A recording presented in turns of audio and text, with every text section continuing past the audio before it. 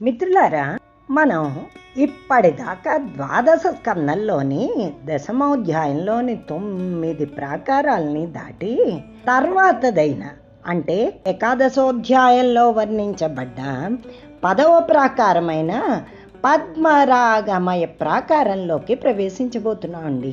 వ్యాసుల వారు జనమేజయులకు చెప్పిన ఈ ప్రాకారాల వర్ణన మనకి కూడా కళ్ళకి కట్టినట్లు కనబడుతోంది కదా. ఇప్పటిదాకా 9వ ప్రాకారంలో ఋషులు సిద్ధులతో పాటు మనం కూడా సేద తీరాం కదండి. ఇప్పుడు ఇంకా మళ్ళీ మన ప్రయాణాన్ని కొనసాగిద్దాం. ఈ 10వ ప్రాకారం ఎలా ఉందో తెలుసుకోవడానికి శ్లోకాన్ని చదువుతాను, వినండి. వ్యాసౌవాచ పుష్పరాగమయాదగ్రే కుంకుమారుణ విగ్రహ పద్మరాగమయ సాలో మధ్యే భూశ్చైవ తాదృశీ. అంటే వ్యాసుల వారు ఇలా చెప్తున్నారు, 9వ ప్రాకారమైన పుష్పరాగ ప్రాకారం దాటి ముందుకు వెళితేంట అగ్రభాగం అంటే లోపల వైపుకు కుంకుమ రంగుతో ఉదయిస్తున్న సూర్యుడు వంటి అరుణకాంతిలా ఎర్రగా ఉన్న పద్మరాగమణులతో నిర్మించబడ్డ సాల అంటే ప్రాకారం వస్తుంది అని చెప్తున్నారండి. ఈ ప్రాకారం మధ్యలో ఉండి భూమిట ఎర్రగా ఉంటుంటండి. తర్వాత శ్లోకం. దశయోజనవాన్ లహ్యే గోపురద్వార సంయుత తన్మణిస్తంభ సంయుక్త మండపా సతసో నృపాం. అంటే ఓ రాజా, ఈ 10వదైన పద్మరాగమయ ప్రాకారం దీర్ఘంగా అంటే పొడవుగా 10 యోజనాల ఎత్తులో ఉంటుంది అని చెప్తున్నారండి. ఈ ప్రాకారంట గోపుర ద్వారంతో ఉంటుంటండి. అక్కడ మణిస్తంభ సంయుక్తా అంటే పద్మరాగ మణులతో తాపడం చేసి నిర్మించిన స్తంభాలతో శతగా అంటే 100ల కొలది మండపాలు ఉంటాయిటండి. మధ్యే భువి సమాసీనాశ్చతుషష్టిమితాః కళాః నానాయుధధరా వీరా రత్నభూషణ భూషితా. అంటే ఈ ప్రాకారం మధ్యలో ఉన్న భూమి అంతా కూడా పద్మరాగమణులతో సమానమైన కాంతులతో వెలుగొందుతూ ఉంటుంటండి. అక్కడ ఎవరు ఉంటారట? చతుషష్టి కళలు అంటే 64 దేవి కళాశక్తులన్నీ ఉంటాయిటండి. వీళ్ళు ఎలా ఉంటారట? నానా రకాలైన ఆయుధాలను ధరించి రత్నాలమయమైన ఆభరణాలను ధరించి ఉంటారటండి. ఇంకా ఎలా ఉంటుంది? ప్రత్యేక లోకస్థా సాంతు తత్తల్లోకస్య నాయకా సమంతాత్ పద్మరాగస్య పరివార్య స్థితాః సదా. ఈ 64 కళారూపాలకు ఒక్కొక్కరికి ఒక్కొక్క ప్రత్యేక లోకం ఉంటుందిటండి. 64 శక్తుల లోకాలు అంతా అన్ని వైపులా కూడా పద్మరాగమణులతోనే నిర్మించబడి ఉంటుంటండి ప్రతి ఒక్క లోకం. అటువంటి ఆ లోకాలలో ఈ 64 ప్రత్యేక శక్తులు వారి వారి పరివారాలతో సహితం నివసిస్తూ ఉంటారటండి ఎల్లప్పుడూను. స్వస్వలోక జనేర్జుష్టాః స్వస్వవాహన హేతిభిః తాసాం నామాని వక్ష్యామి శృణుత్వం జనమేజయ. ఓ జనమేజయ, స్వస్వలోక అంటే వారి వారి లోకాలలో జనులతో స్వస్వవాహన హేతిభిః అంటే వారి వారి వాహనములతో చుట్టూ ఉండగా ఈ 64 కళారూప శక్తులు అలా ఉంటారటండి. జనమేజయులకి వ్యాసుల వారు విశదీకరించేస్తున్నారు. ఇక్కడి నుంచి వ్యాసుల వారు జనమేజయులకు ఆ మహాదేవికి కళాంశ రూపాలైన చతుషష్టి కళాశక్తుల పేర్లను మనకి తెలియచెప్తున్నారు. అతనికి తెలియచెప్పడం ద్వారా మనం కూడా తెలుసుకుంటున్నాం అండి. మనం ఓన్లీ ఆ పదము ఆ నామం చదవడమే ఇప్పటిదాకా చేసాం.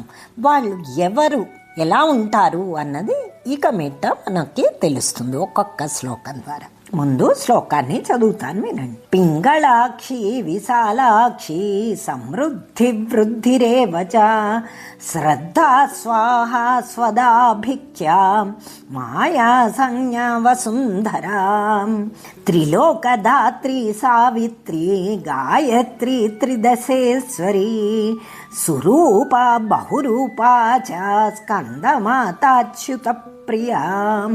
వాళ్ళు ఎవరెవరు, వాళ్ళ పేర్లేంటి చెప్తాను. పింగళాక్షి, విశాలాక్షి, సమృద్ధి, వృద్ధి, శ్రద్ధ, స్వాహ, స్వధ, మాయ, సంజ్ఞ, వసుంధర.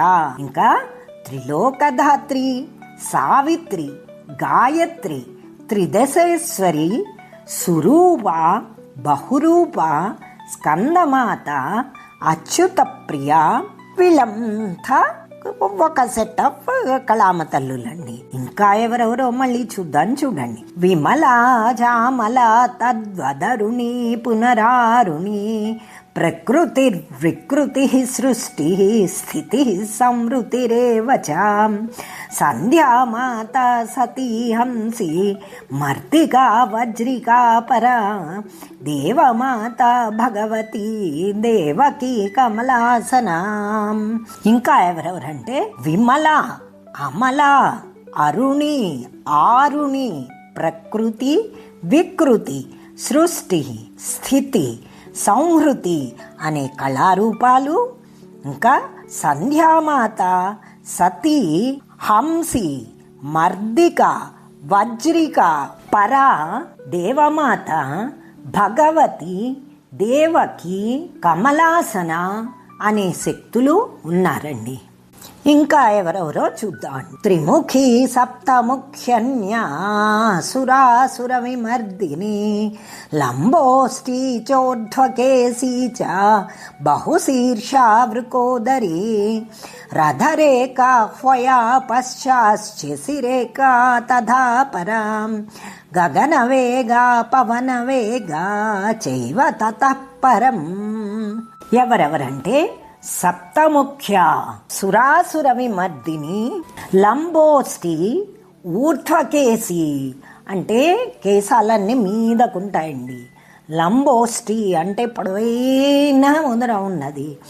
బహుశీర్ష వృకోదరి పెద్ద పొట్ట కలది. రథరేఖ, శశిరేఖ అనే పరాశక్తులు గగనవేగ, పవనవేగ, భువనపాల, మదనాతుర, అనంగ, అనంగమధ, తర్వాత అనంగ మేఖల అంటే కళారూపాలన్నీ ఉన్నట్టండి.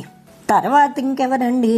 అనంగ కుసుమ పశ్చాద్ విశ్వరూప సురాధిక క్షయంకరీ భవేత్ శక్తి రక్షోభ్యా చ తతః పరం సత్యవాదిన్యధ ప్రోక్త బహురూపా శుచివ్రత ఉదారాఖ్యా చ వాగీసి చతుష్షష్టిమితా స్మృతా. ఎవరెవరంటే అనంగ కుసుమ అనే శక్తి, తర్వాత విశ్వరూప, సురాధిక, క్షయంకరి శక్తి, అక్షోభ్యం, తర్వాత సత్యవాదిని అనే శక్తి, బహురూప, శుచివ్రత, ఉదార, వాగీసి అనే వారితో మొత్తం చతుష్షష్టి కళాశక్తులు 10వ ప్రాకారం దగ్గర ఉంటారటండి. వారి వర్ణాన్ని వాళ్ళు ఎలా ఉంటారు ఏంటి అన్నది నెక్స్ట్ శ్లోకాల్లో మనం తెలుసుకుందామండి.